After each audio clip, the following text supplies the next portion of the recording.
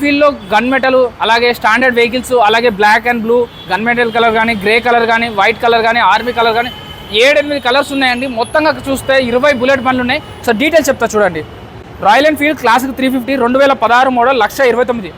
ఇందులో 10,000 డిస్కౌంట్ వస్తుంది. ఈ రీల్ చూపిస్తే ఈ ప్రైస్ మీద ఉన్న ట్యాగ్ మీద ఉన్న ప్రైస్ కంటే 10,000 తగ్గుతుంది.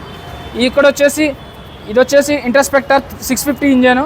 సో ఇది వచ్చేసి 250 అని చెప్తున్నారు, బట్ 10,000 డిస్కౌంట్ వస్తుంది. అది కాదు, వీళ్ళ దగ్గర ఇంకా రాయల్ ఎన్ఫీల్డ్లో థండర్ బర్డ్ ఉందండి. థండర్ బర్డ్ 350 19 మోడల్ 1,20,000 చెప్తున్నారు. ఇందులో 10,000 తగ్గుతుంది మన రీల్ చూపించిన వాళ్ళకి.